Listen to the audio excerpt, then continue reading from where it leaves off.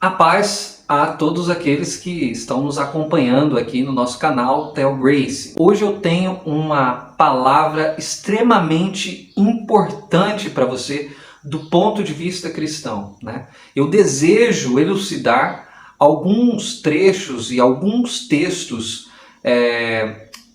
elucidados por um teólogo do século XX, né, chamado Dietrich Bonhoeffer, que deu uma série de palavras na rádio da Primeira Guerra Mundial e na iminência da Segunda Guerra Mundial. Então ele tem essa série de mensagens, de palavra proclamada nesse ambiente tão difícil muitas vezes de você emitir uma opinião, né? Eu imagino que o contexto não é muito diferente, visto os rumores e a efetivação de guerras, né? Esse ano nós tivemos aí a guerra da Rússia contra a Ucrânia, né? Que ainda está se desenrolando. Nós estamos vendo uma guerra tão triste quanto essa da Ucrânia com a Rússia, que é a guerra da Palestina e Israel. Enfim, nós estamos tendo uma série de conflitos, um mundo extremamente polarizado do ponto de vista político, do ponto de vista de concepções econômicas, sociais, culturais, morais, etc. E aí o que nós dizemos, né?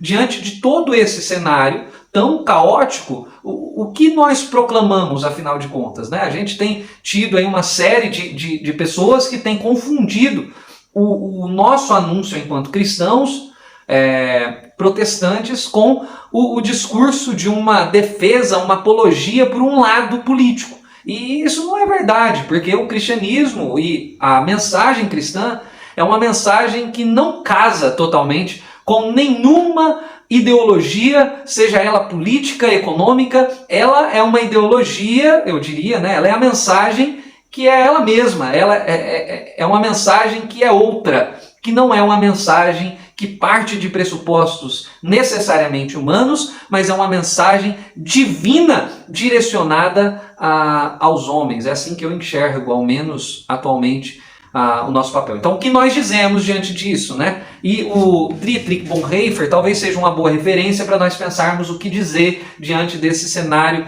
caótico. Para isso, eu peguei um texto dele que inicialmente, né, a sua primeira publicação se deu em 1937, mas a minha versão é de 2016, publicada pela editora Mundo Cristão.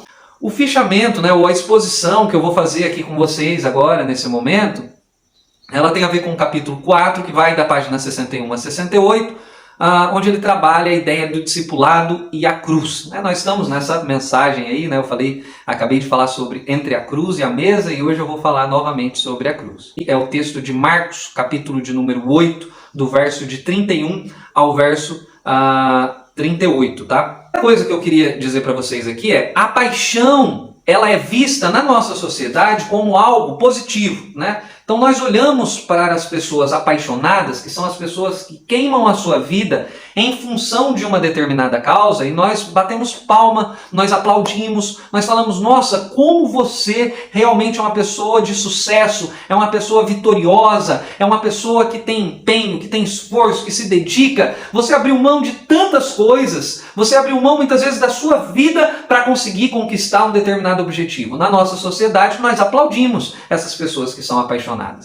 Então, diferentemente, a paixão de Cristo, ela não é vista com bons olhos. Tanto que em Marcos capítulo 8, logo no verso 31, ele vai dizer para nós exatamente isso, que Jesus estava explicando para eles que ele deveria sofrer e ser rejeitado. Quer dizer, aquilo que nós cultivamos e abraçamos na nossa sociedade, que é o imperativo do sucesso, em Jesus, a sua paixão, ela foi rejeitada, né? Outra coisa, então eu disse que Jesus estava explicando aos discípulos que ele havia de sofrer e ele havia de ser rejeitado. Essa primeira parte da rejeição. Com relação ao sofrimento, nós também temos um olhar diferente àqueles que sofrem na nossa sociedade. Se uma pessoa está sofrendo, via de regra, nós nos direcionamos a ela com um olhar solidário, nós direcionamos a nossa vida a ela com um sentimento de compaixão, de empatia, um sentimento onde nós falamos, poxa, olha só a situação dessa pessoa, olha só em que situação ela se encontra, como nós podemos tirar ela, né? Nossa, eu tenho um sentimento muito, sinta-se abraçado, é o que a gente diz quando a gente vê uma pessoa que perde um ente querido muitas vezes, que está em um processo de depressão, enfim, uma pessoa que teve um membro do seu corpo amputado. A gente direciona o nosso olhar ao sofrimento com um olhar muitas vezes de compaixão, de pena, de dó, mas é um olhar meigo, é um olhar afetuoso, é isso que eu estou querendo dizer para vocês. Jesus não foi visto dessa maneira, né? Ele não encontrou, muito pelo contrário, ele sofreu e o seu sofrimento teve uma rejeição. Quer dizer, é uma rejeição do ponto de vista da obra que ele está estabelecendo, da convicção que Jesus tem, e é uma rejeição também em relação ao sofrimento dele, né? Então, há uma rejeição ao sofrimento de Jesus. Pedro nega esse Cristo, né? O próprio Pedro é alguém que rejeita esse sofrimento. Após Jesus dizer para eles, você pode olhar lá no texto de Marcos 8, versículo 31 ao versículo 38, você vai reparar que após Jesus mostrar para eles, olha, eu estou dizendo a vocês, não estou dizendo para todo mundo, eu estou falando aos discípulos, cabe a mim sofrer e ser rejeitado? Pedro diz, não, já se viu uma coisa dessa, eu nego isso. Né? O próprio Pedro, após ouvir a mensagem de Jesus, rejeitou a mensagem do Cristo.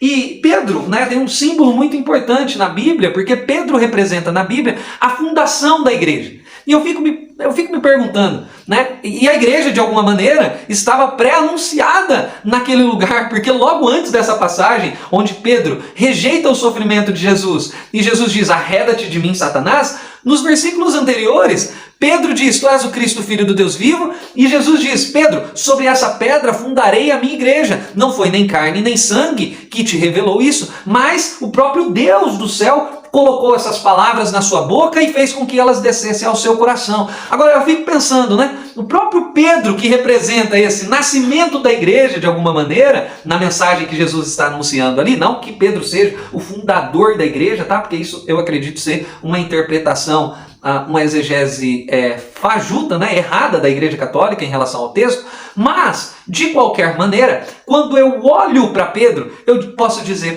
parece que desde o início a igreja, ela nasce com essa tendência a negar o sofrimento de Cristo. Não é diferente do que nós estamos vendo nos dias de hoje. A maior parte das mensagens cristãs que nós escutamos tem a ver com uma tentativa de ausentar-se do sofrimento da cruz, tem a ver com uma tentativa de Deus nos servir naquilo que nós necessitamos, seja na nossa saúde, seja na nossa finança, seja na nossa família. Quer dizer, é um Deus que opera em nosso favor, né? Nós negamos o sofrimento, porque nós negamos e somos avesso à cruz, porque a mensagem do mundo é a mensagem do triunfo, é a mensagem do reinar, é a mensagem do melhor dessa terra, e eu não estou dizendo só sobre a teologia da prosperidade, que isso já é carne de vaca e é cachorro morto. Cachorro morto não no sentido que não tem adeptos, tá? É cachorro morto no sentido de que nós já batemos muito em cima disso, mas essa mensagem de ausentar-se da cruz de Cristo, ela está presente em boa parte das nossas igrejas que nós consideramos sérias. Isso é um questionamento. Então, o início do texto de Marcos 8, versículo 31, que é a perícope que eu escolhi, né? A igreja nasce e ela não entende a mensagem, por isso ela nega a cruz. Uma igreja que nega a cruz é uma igreja que não entende a mensagem. E agora a gente tem o outro viés desse processo, né? Que é uma teologia que nega a cruz no sentido de que vê na cruz somente a condenação romana, somente o poder do homem sobre o homem. Eu disse isso no outro vídeo. Sim, a cruz é compreendida dessa maneira, mas a cruz de Cristo não é mais a cruz do romano, porque a cruz de Cristo é a superação da cruz dos romanos, é a anulação da cruz dos romanos, é a mensagem de que nós não precisamos mais da cruz dos romanos, da cruz do egoísmo, da cruz do homem como lobo do homem, da cruz do homem que condena o outro, mas a cruz do Cristo é a cruz do perdão, é a cruz da regeneração, é a cruz da justificação, é a cruz da salvação de Deus sendo disparada abundantemente sobre o homem. Bem, essa é a primeira parte, né, dessa mensagem. Espero que vocês estejam gostando. Não saia daí, fique aí que lá vem a parte 2 dessa